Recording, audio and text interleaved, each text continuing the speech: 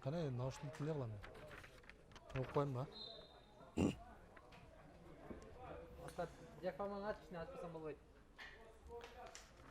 Саламатсыздар бе, урматтуу телекөрүүчүлөр, урматтуу спорт сүйүүчүлөрү, назарыңыздарда Жалал-Абад шаарындагы Курманбек Баатыр атындагы стадионго бурмакчыбыз. Анткени бул жерде Кыргызстандын топ лиганын алкагында өткөрүлүп жаткан беттештерди көрүп жаткан мезгилибиз. Ал арада ортодогу калыстын ышкырыгы жаңырып, оюн биринчи бөлүгүбүз башталган учуру. Бүгүн болсо Жалал-Абад шаарында Курманбек стадионунда Ош шаарынын командасы жаңы түзүлгөн, Академия командасы жана Карабалтак командалары беттеш өткөрүп жаткан мезгили. Аны эмесе акырындык менен командалардын курамы менен тааныштырып өтмөкчүбүз.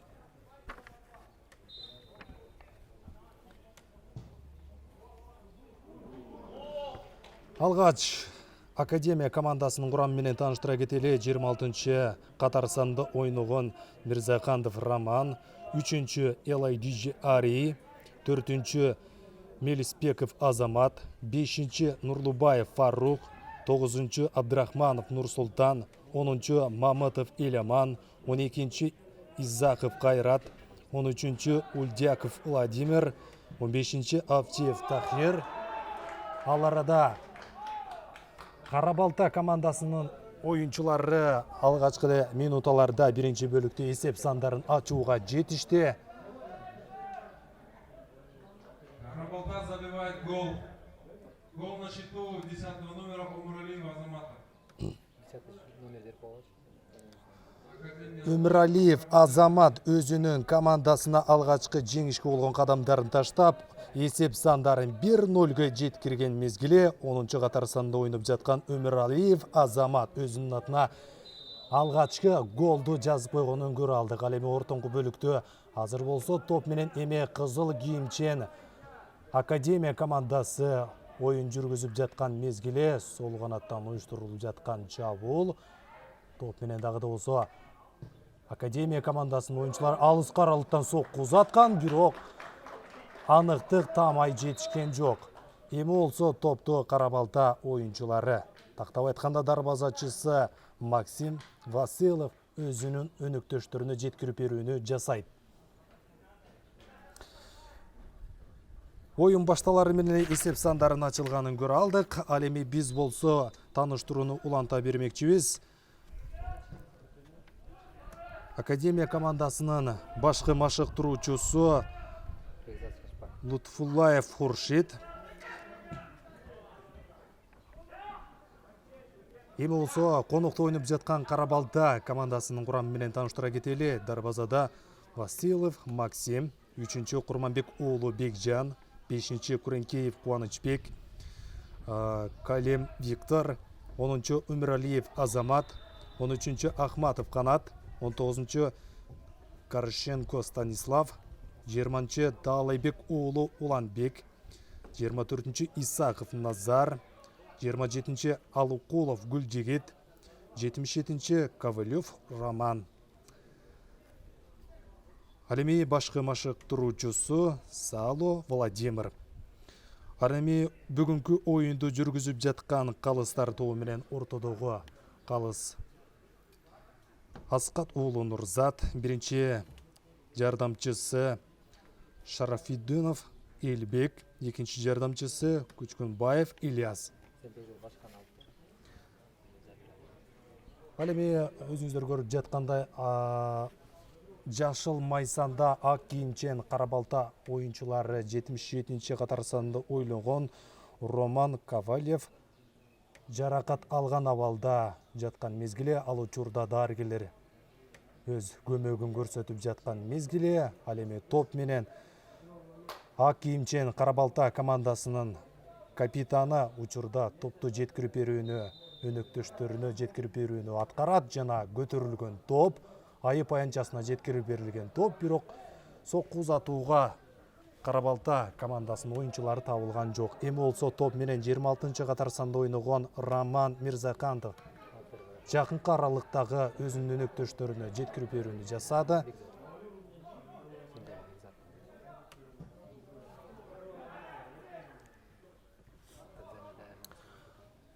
ак түстө ойноп жаткан, конокто ойноп жаткан Кара Балта командасы. Ал эми кызыл кийимчен бул Академия командасы. Есеп сандары 1-0, ойын башталары менен эле Кара Балта командасы есеп сандарын 1-0 жеткирип, учурда алдыга чыгып жаткан мезгили.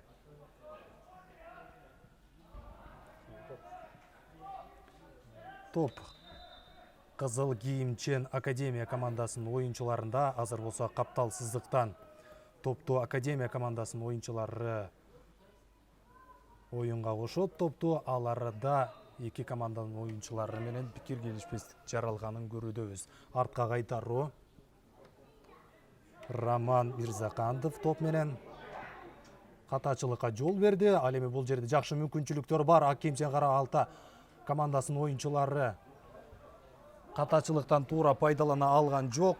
Эми болсо дагы да болсо капталсыздыктан Кара Балта конокто ойноп жаткан командасынын оюнчулары оң канаттан топту оюнга кошууда.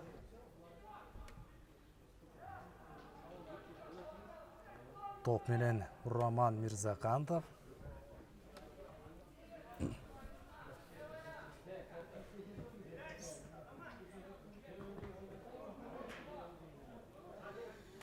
Белгилей кетсек, Кыргызстандын биринчилигине күрөшүү багытында Кыргызстандын 2018 жыл топ лиганын алкагында өткөрүлүп жаткан беттештер, ал эми 5-турдун алкагында өткөрүлүп жаткан беттеш Академия өз үйүндө десек болот. Кара Балта командасын учурда кабыл алып жаткан мезгили. Ортодогу калыстын ышкырыгы жаңырды жана Кара Балта командасынын оюнчуларынын оюн эрежеси бузулганын көрсөтүүдө. Коргонуу бөлүгүндө топ үчүн күрөш. Фарук Нурлубаев, артка кайтаруу Роман Мирзакандов оң канатка жеткирип берилди. Элайдиже Арей топко ээлик кылып жатканда жыгылганын көрө алдык, бирок дагы да болсо Академия командасынын оюнчулары топ менен оюн жүргүзүүдө.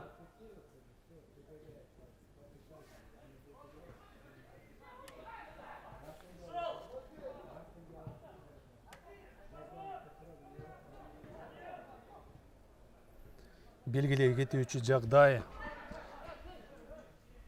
топ лиганын алкагында, быйылкы 2018 жыл топ лиганын алкагында өзүнүн оюнун жүргүзүп жаткан жаңы түзүлгөн бул Академия командасы жана Элбирс командалары экенин баарыбызга белгилүү. Ал эми Кара Балта командасы 1992 жылдан бери өзүнүн бир топ оюндарын жетишкендиктери бар жана тажрыйбасы бар команда десек дагы болот. Азыр болсо жакшы мүмкүнчүлүк бар Кара Балта командасынын оюнчуларында айып аянтчасына кирип баруусу, бирок топту өзүнөн узагыраак таштабоо менен жоготуп койгонун көрүүдөбүз. Ал эми бул жерде Кара Балта командасына жакшы мүмкүнчүлүк бар. Азыр 3-катар санда ойногон Курманбек уулу Бекжанга карата оюн эрежеси бузулду.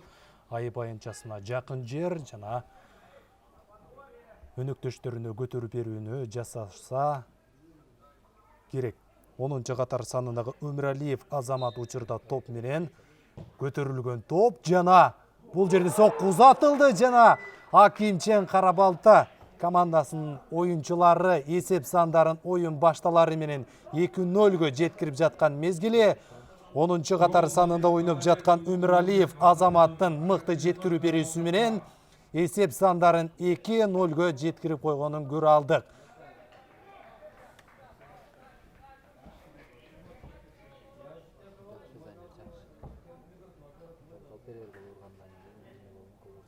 Бүгүн беттеш кызыктуу өтөрү көрүнүп турган мезгили, анткени беттешибиз көптөгөн бир кызыктуу кооз голдорго бай болору алдын ала белгилүү болуп турган мезгили. Анткени учурда эсеп сандары 2-0 алдыга озуп чыккан ак кийимчен конокто ойноп жатса дагы өзүнүн тажрыйбасын жана мыкты оюнун көргөзүп жаткан бул Кара Балта командасы. Ал арада 10-катар санда ойноп жаткан сол канатта Мамытов Иламан топ менен өнөктөштөрүнө жеткирип берүүнү жасаган жана кызыл кийимчен Академия командасынын оюнчулары учурда Кара Балта командасынын коргонуу бөлүгүн жарып кирип, айып аянтчасына кирип сокку узата элек болгону алыска аралыктан дарбазаны мейлеп сокку узатуунун аракетин көрүүдө. Тоочун ортоңку бөлүктө күрөш. Азыркы учурда оюн башталары менен топту көбүрөөк көзөмөл кылган ак кийимче командалар дагы жакшы мүмкүнчүлүк бар болчу бул жерде. Биринчилерден болуп кийин Роман Мирзакантов топту ээлеп алганын көрүүдөбүз. Алар дагы катачылыкка жол берди. Оюн эрежеси бузулган жок. Топ менен Академия командасында жакшы мүмкүнчүлүк бар. Ортоңку бөлүктө өнөктөшүнө таштап берүүнү жасашы керек жана сокку узата алган жок. Бул жерде эң жакшы мыкты ойногон Кара Балта командасынын капитан командасы мыкты ойногонун көрө алдык. Эсеп сандарын кыскартууга Академия командасына жакшы мүмкүнчүлүк бар болчу. Эртерээк бир ортоңку бөлүккө өнөктөшүнө таштап берүүнү жасаганда менимче эсеп сандары 2-1-ге айланбак. Азыр болсо каптал сызыктан эме Кара Балта командасынын оюнчулары топту оюнга кошот. Топ менен Курманбек уулу Бекжан.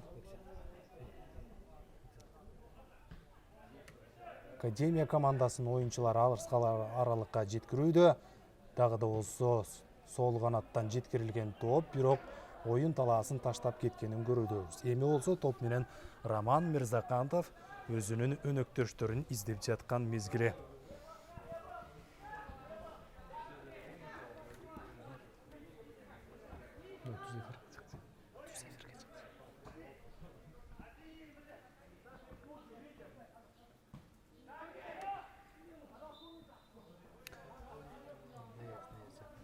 Абдрахманов Нурсултанга карата оюн эрежеси бузулганын ортодогу калыс Аскат уулу Нурзат көрсөтүүдө.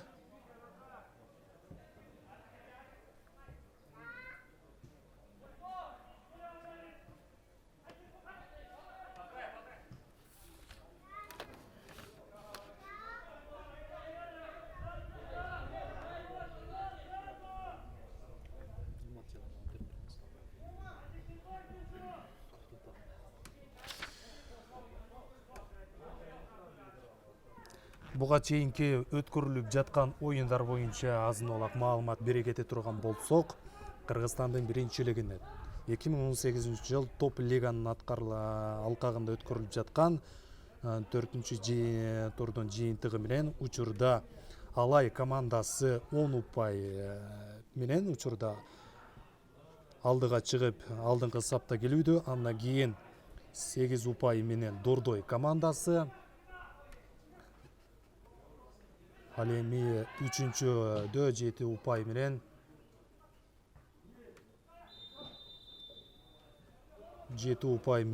Нефтчи командасы келүүдө. 4-чү катар санында Алга командасы 6 упай менен, ал эми Абдышаты 6 упай, Элберс командасы дагы 6 упай менен келүүдө. 7-чи катар санында дал ушул бүгүн оюн өткөрүлүп жаткан Кара Балта командасы, 8-чи катар санында болсо Академия командасы келүүдө. Жакшы мүмкүнчүлүк түзүлгөн Академия командасынын оюнчуларында. Ал эми апрель айынын аралыгында өткөрүлгөн оюндар боюнча Кара Балта командасы 12 апрелде оюн өткөргөн Дордой командасы менен, бирок жеңилүү ызасын тартып 2-0 эсебинде жеңилүү ызасын тарткан. Ал эми 12 апрелде Алга командасы менен беттеш өткөргөн Кара Балта командасы буга чейин ал оюнда 5-1 эсебинде дагы жеңилүү ызасын тартып калган. Ал эми 18 апрелде Кара Балта өз үйүндө Алай командасын кабыл алып, эсеп сандары 5-6 болуп, бир топ айырмачылыгы менен жеңилип калганын көргөнбүз. Ал эми 21 апрелде Кара Балта командасы Элберс командасын кабыл алып, ал 2-3 эсебинде Кара Балтасы дагы жеңилип ызасын тартканын көрүбүз. Ал эми бүгүн болсо Академия командасын менен беттешүү өткөрүүдө оюн башталары менен эсеп сандар 2-0 жеткизип, учурда алдыга озуп чыккан мезгили. Топ менен дагы да болсо Кара Балта командасынын оюнчулары айып аянтчасына чыгарып берүүнү жасаган, бирок мыкты чыгарып берүү жаралган жок. Ал эми топто Мирзакандов Роман өзүнүн өнөктөштөрүнө жеткирип берүүдө. Топ менен Мелиспеков Азамат.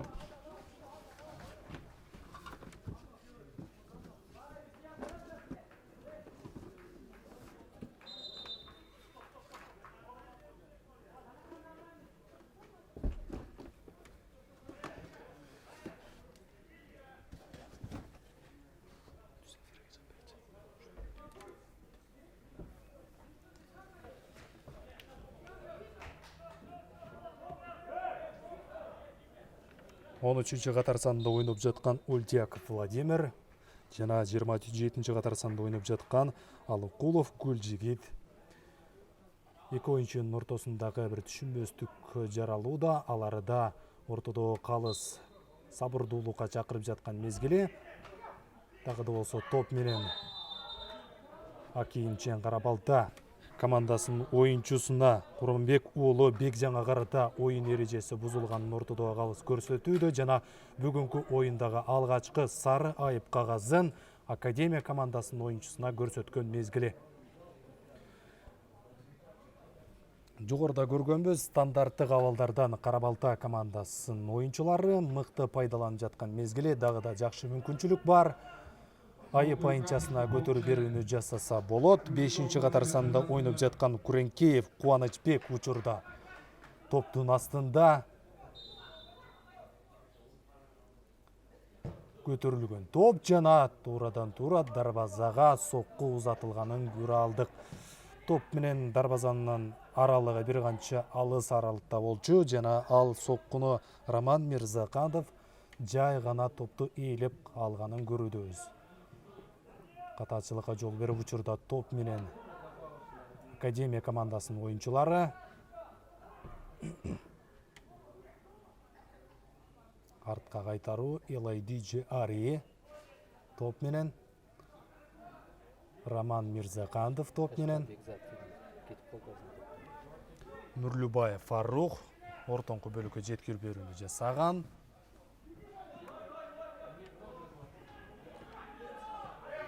Дарбаза бош, сокку узатысы керек жана бул жерде Академия командасында жакшы мүмкүнчүлүк бар, бирок ал мүмкүнчүлүктү пайдалана алган жок. Өзүнүн дарбазасын таштап чыккан Максим Масилов чабуулду кайтарып, бул жерде Академия командасына оюн эсеп сандарын кыскартууга жакшы мүмкүнчүлүк бар болчу, бирок ал мүмкүнчүлүктү пайдалана алган жок.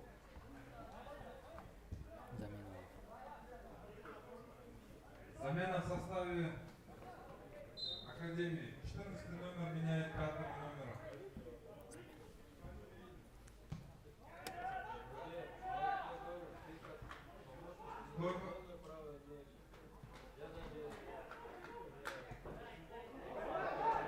Жакшы мүмкүнчүлүк бар Академия командасында. Жана 10-чу катар санда ойноп жаткан Мамытов Иламан экинчи рет мүмкүнчүлүк жаралган болчу. Бирок бул жерде тамай сокку узата алган жок. Вместо Фарука Нурлибаева, игравшего под номером 5, в игру вступил Алыбек Тойбаев, номер 14.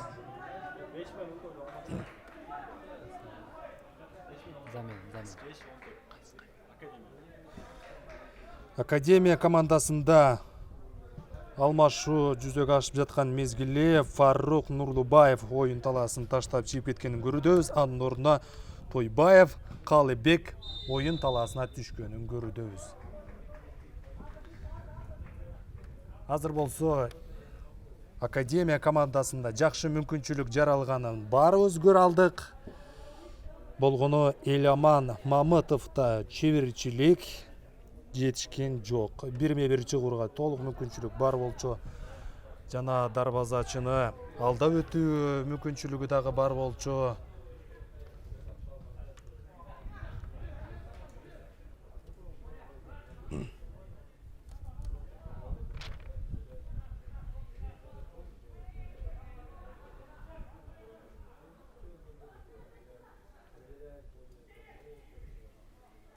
Бек мырза. Мен голосымда болсын буга.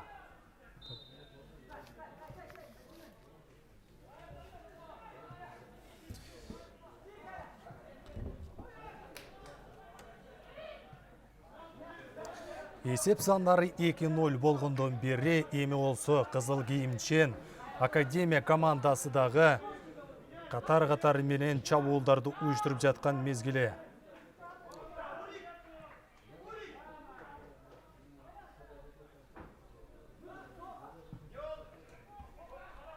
Жаңы түзүлгөн команда бул кызыл кийимчен Академия командасы учурда чабуулдарды уюштуруп жаткан мезгили. Аларда жакшы мүмкүнчүлүк бар жана Академия командасынын дарбазасына узатылган сокку жана 27-чи катар санда ойноп жаткан Алыкулов Гүлжигит эсеп сандарын 3-0 жеткирип койгонун көрө алдык. Анын соккусун Роман Мирзакантов кайтара алган жок. Есеп сандары 3-0 Акимжен Карабалта командасы алдыга озуп чыкканын көрө алдык. Ири эсепте учурда алдыга чыгып бара жаткан мезгили. Ал эми 10-чу катар санда Эламан Мамытовдун бир аз маанайы жоктой. Анткени бир эмес 3 ирет жакшы мүмкүнчүлүктү текке кетиргенин көрө алдык. Сол канаттан уюштурулган чабуул, көтөрүлгөн топ жана биринчилерден болуп абада топ менен күрөштү. Бул жерде Карабалта командасынын коргоочулары жетүүдө. Топ оюн таласын таштап чыгып кетти. Эми болсо Максим Басилов өзүнүн өнөктөштөрүнө жеткирип берүүнү жасайт.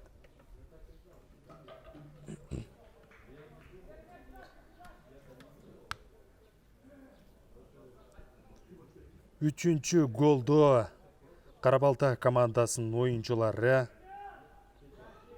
27-чи катар санда ойноп жаткан Алыкулов Гүлжигит өзүнүн ысымына жазганын көрө алдык.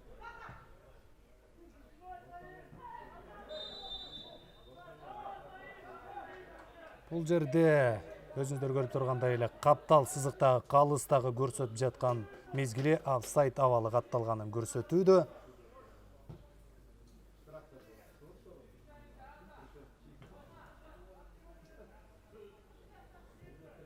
Топ менен коргонуу бөлүгүндө кызыл кийимчен Академия командасы бир топ катачылыктарга жол берүүдө. Ал катачылыктардан пайдаланып Карабалта командасынын оюнчулары таттыктуу бир жазалап койгонун көрө алдык.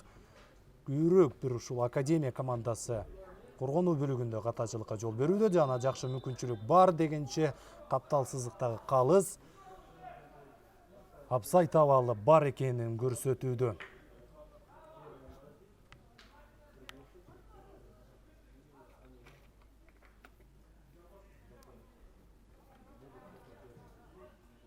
Артка кайтаруу Роман Мирзакантов бийиктен өнөктөштөрүнө жеткирип берүүнү жасады. Жана оюн жүрүп жаткан мезгилде топ оюн таласын таштап чыгып кеткенин көрүбүз. Сол канаттан Элайдижи Ари топ менен өнөктөштөрүнө жеткирип берүүнү жасады. Жана алдыга жеткирип берүүнү жасаган, бирок Академия командасынын оюнчулары табылган жок.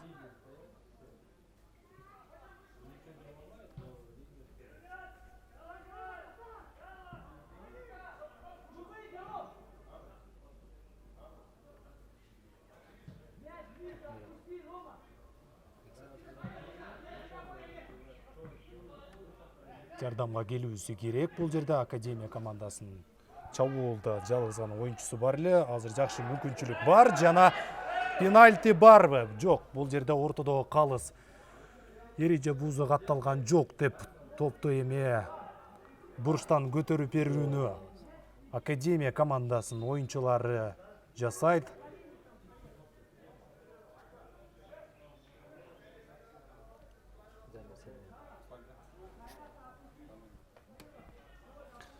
Азыр болсо алмашуу жүзөгө ашып жаткан мезгили Академия командасынын оюнчулары алмашууда. өзгөчө бир чечимдерди кабыл алып жаткан мезгили бул Академия командасынын башкы машыктыруучусу Хуршит Лутфуллаев. Биринчи бөлүктө эле оюнчуларын алмаштырууда.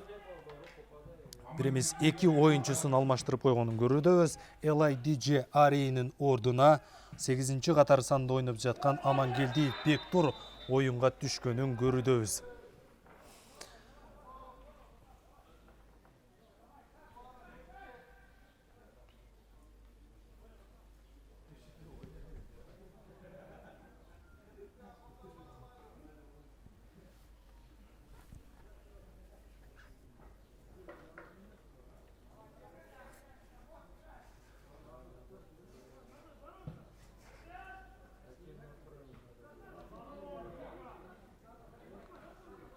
Сол канаттан Кара Балта командасынын оюнчуларында жакшы мүмкүнчүлүк бар.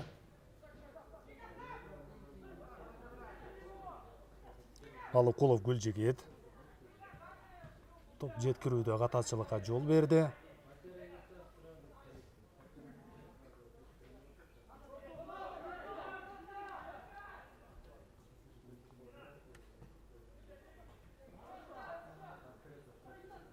Тагы да болсо кооз таштап берүү жана жакшы мүмкүнчүлүк бар. Айып айынчасына кирип барууну жасаган.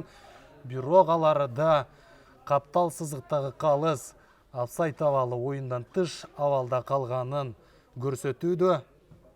Эсеп сандарын дагы да 4-0 жеткирүүгө Кара Балта командасы жакындашып жаткан мезгили.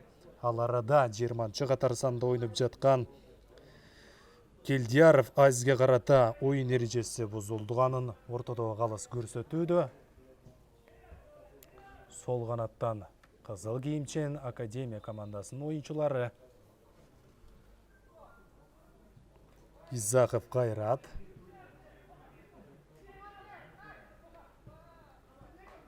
Оң канаттан Мелиспеков Азамат топту жеткирип берүүнү жасаган.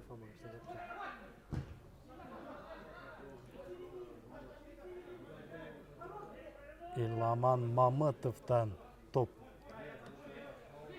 оюн таласынан сырткары чыгып кеткенин көрсөтүүдө.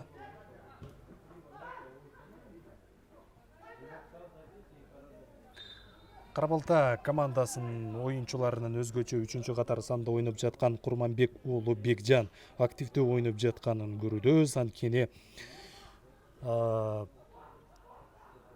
стандарттык абалдардан өзүнүн өнөктөштөрүнө жеткирип берүүдө мыкты жеткирип берүүнү жасаган, анын жардамы менен эсеп сандарын ачылганын көрүүдөбүз. Туура бул жерде Академия командасы жаңы команда жана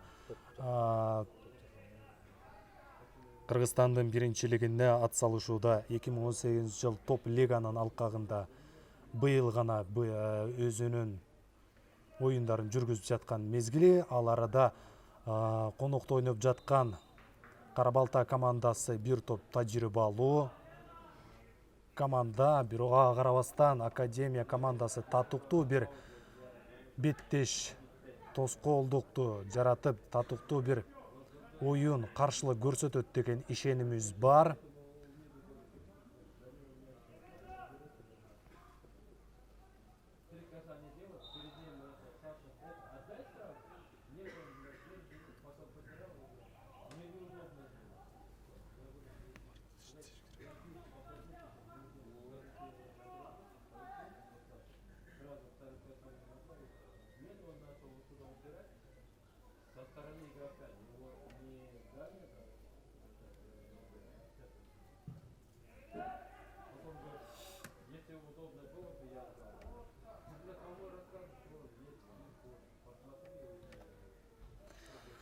Оюн башталары менен эле Кара Балта командасы жеңишке болгон дымагы күч экенин көрсөтүүдө жана 3 упайга ээлик кылуу менен азыркы учурда ишенимдүү түрдө алдыга чыгып алганын көрүүдөбүз.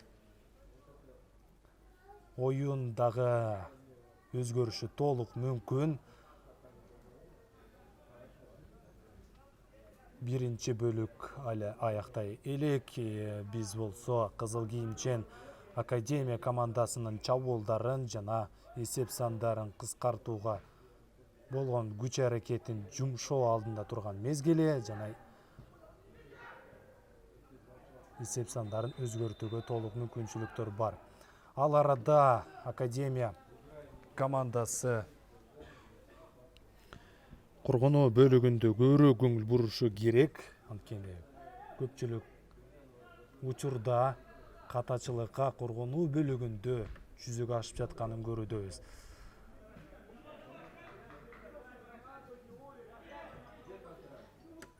Мелисбеков Азамат капталсыздыктан топду оюнга кошууда. Роман Мирзакантов жакынкы аралыкта өнөктөшүнө жеткирди.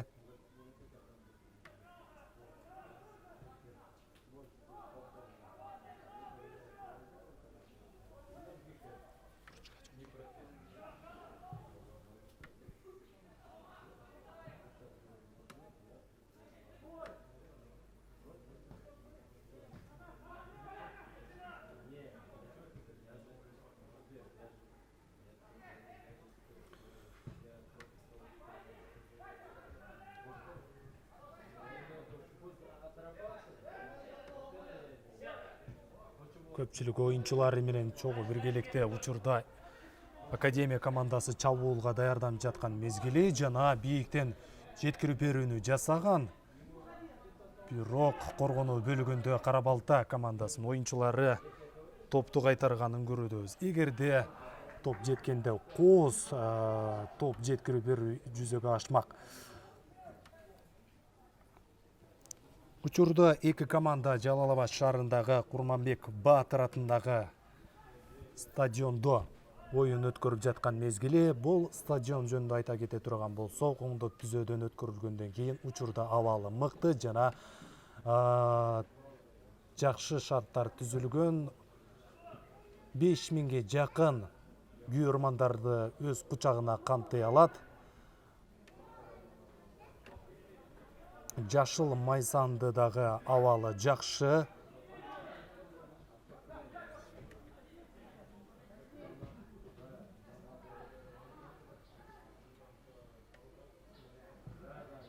Бийиктен көтөрүлгөн топ.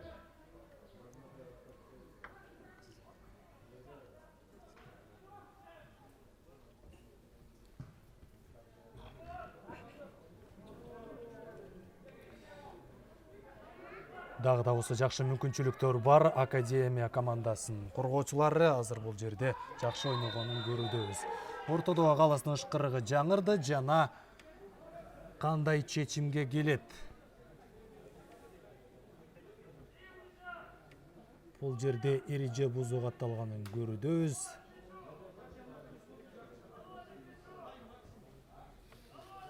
Ортодо калыс болсо дарыгерлерде жардамга келүүгө уруксатын берди жана ал арада ак кийимчен Кара Балта командасынын оюнчусу жаракат алган абалда жашыл майсанда жатканын көрүүбүз.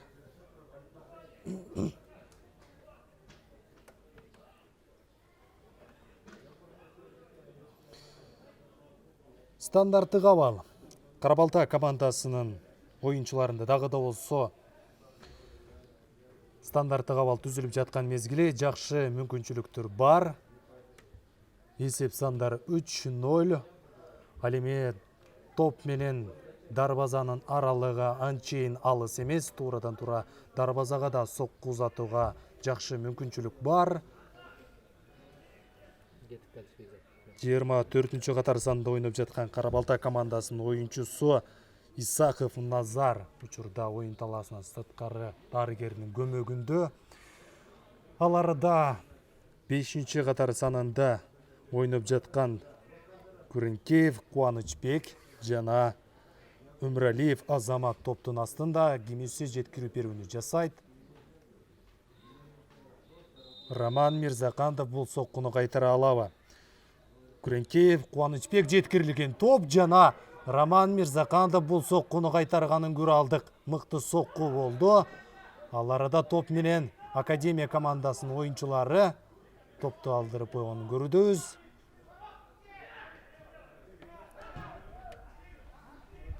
Каршы чабуулга өтүүгө мүмкүнчүлүк бар. Академия командасы ортоңку бөлөктөн учурда кирип бара жаткан мезгили. Топ менен оң канатка жеткирилген мезгил. Сокку узата алабы?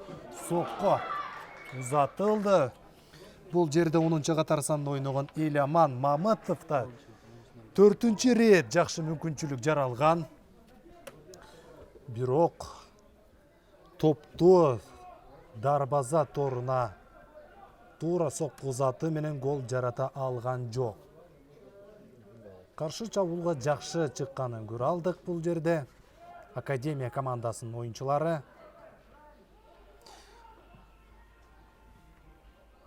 Ал эми Кара Балта командасынын оюнчуларынан сол канатта ойноп жаткан Алыкулов Гүлжигит учурда активдүү ойноп жаткан мезгили. Сол канаттан бир катар чабуулдарды баштап берип жаткан мезгили.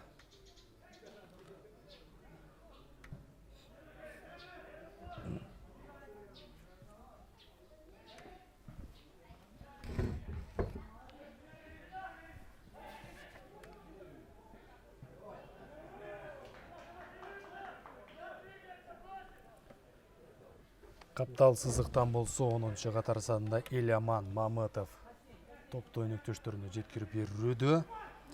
Мелисбеков Азамат топ менен топту Ульдяков Владимирге жеткирген жана сокку узатылды бул жерде. Алсыз, кубатсыз сокку болгондуктан дарбазачы топту ээлеп алганын көрүүдөбүз. Эми болсо топ менен Акимчен Кара Балта командасынын оюнчулары сол канатка жеткирип берүүнү жасаган.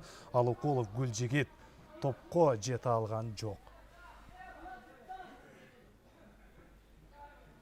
Мелисбеков Азамат дарбазага жеткирүүдө.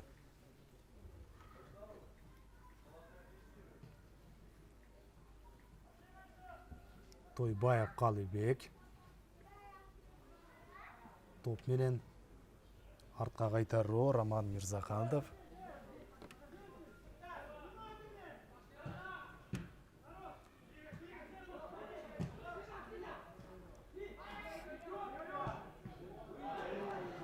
Ортодогу Калыс топ узатууда токтотуп калганын көрүүдөбүз, тоскоол жаратканын көрүүдөбүз.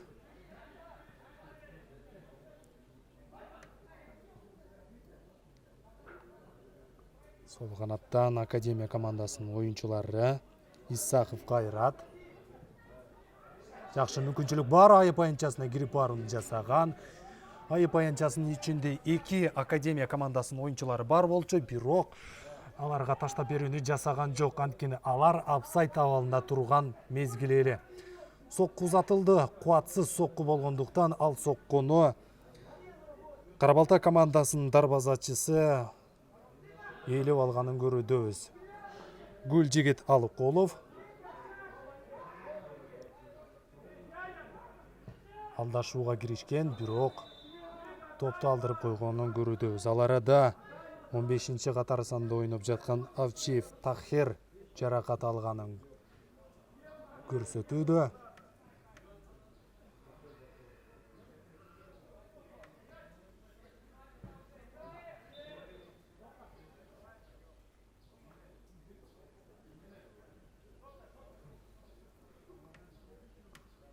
Дарыгерлердин жардамына муктаж.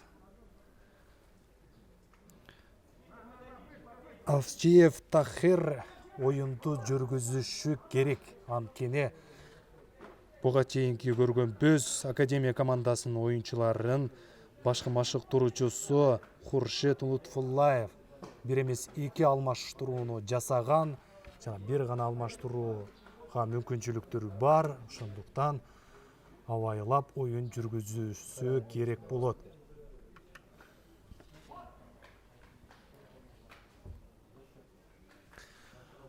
Аларда тыныгууда Хуршет Лутфуллаев оюнчуларга бир топ кеңешин берип жаткан мезгили.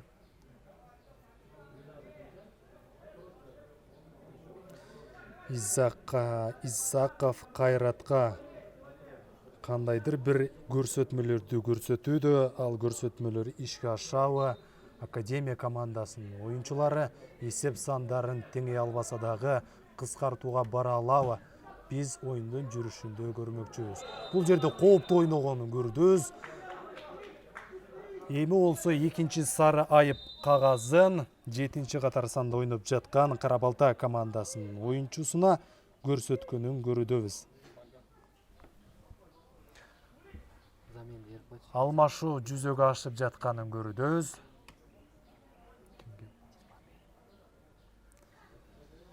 Жыйырманчы катар санында ойноп жаткан Таалайбек уулу Уланбек оюн талаасын таштап чыйып кетүүдө. Анын ордуна 90-чу катар санында ойноп жаткан Жаныбек уулу Жанарбек оюн талаасына түшүп жаткан мезгили. Замена в составе команды Карабалты. Жаныбек уулу Жанарбек под номером 90 меняет игрока Таалайбек уулу Уланбек. Эсеп сандарын кыскартууга азыркы учурда Кызыл кийимчен Академия командасына жакшы мүмкүнчүлүк бар. Айып аянчасына жакын жерде дарбазага туура сокку узатса дагы болот. Ким сокку узатат? Эки оюнчу бар жана сокку узатылды. Бул жерде эң коо сейф жасалганын көрүдөбүз. Кара Балта командасынын дарбазачысы бул соккуну кайтарганын көрө алдык. Эламан Мамытов бул соккуну жасаган жана жогорку бурчту тандап алып сокку узаткан, бирок ал соккуну Кара Балта командасынын дарбазачысы коо сейф жасоо менен кайтарганын көрө алдык.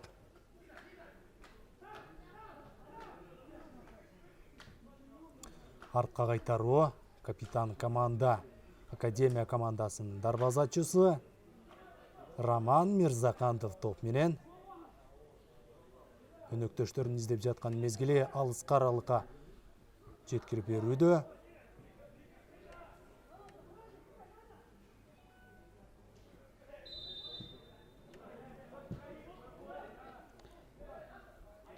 Амангелди Бектурга карата оюн эрежеси бузулган.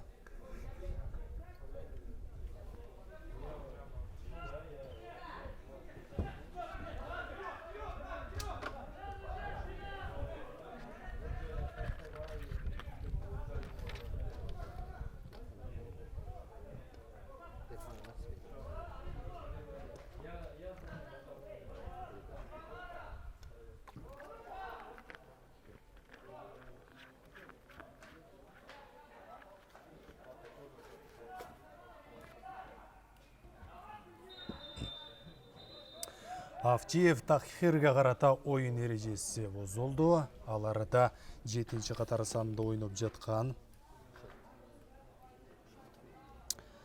Виктор Калем оюн эрежеси бузулганын көрсөтүүдө. Ортодо калыс 3-чү сары айып кагазын Кара Балта командасынын оюнчуларына көрсөткөнүн көрүдөбүз. Демек, бул жерде сары айып кагаздары боюнча 2 сары айып кагазы Кара Балта командасынын оюнчуларына көрсөтүлүүдө. Ал эми Академия командасынын оюнчуларында 1 сары айып кагаз бар.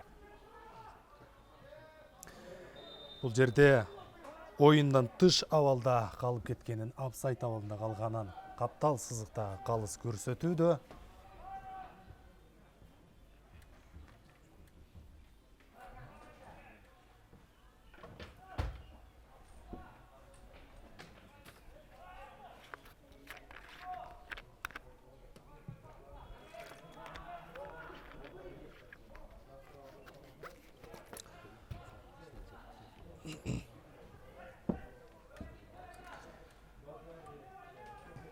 Барыңыздарга белгилүү болгондой, дал ошол Куранбек Баатыр атындагы оюн талаасында буга чейин Академия командасы бир катар оюндарды өткөрүп, конокто бир канча командаларды кабыл алып өткөрүп келген жана Элбирс командасы менен беттеш өткөргөн. Дал ошол оюнда дагы жеңилүү ызасын тартып калганын биз билебиз. Бүгүнкү оюнда эсеп сандарын теңей алат деген бир ишенимде туралы.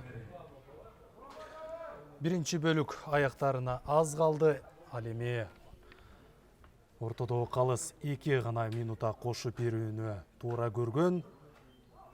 Азыр болсо каптал сызыктан эме Кара Балта командасынын оюнчулары топту оюнга кошуп, учурда топ менен оң канаттан жакшы мүмкүнчүлүк бар. Капитан команда жеткирип берүүнү жасаган, бирок бул жерде сокку узатууга Кара Балта командасынын оюнчулары табылган жок. Аларда шашып убакытты үнөмдөөгө Кызыл кийимчен Академия командасы 2 минута ичинде эсеп сандарын 3-1 кылып кыскартууга бара алабы. Топ менен дарбазачы Роман Мирзаканов.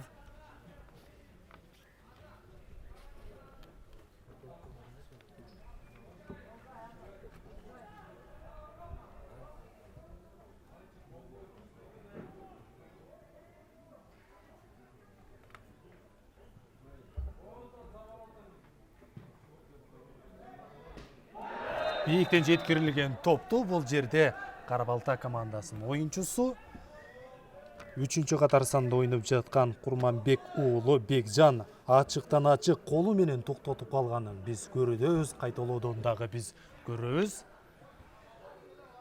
Атайлап бул чабуулду токтотуп калды жана ортодогу калыстын сары айып кагазын өзүнө жаздырып койгонун көрө алдык. Стандарттык абал биринчи бөлүктүн акыркы минуталары. Стандарттык абалды эми Кызыл кийимчен Академия командасы жүзөгө ашырат. Жана учурда бардык оюнчулар өрөк айып айынчасына кирүүнү жасашы керек. Жана жеткирип берилген топ сокку узатылды. Ал эми Кара Балта командасынын дарбазачысы ээлеп алганын көрүбүз. Ортодогу калыстын ышкырыгы жаңырды жана биринчи бөлүк аяктады. Эсеп сандары болсо 3-0 алдыга болсо Кара Балта командасы конокто ойноп да эсеп сандары менен алдыга чыгып келе жаткан мезгиле. Биз болсо сиздер менен экинчи бөлүктө көрүшмөкчүбүз.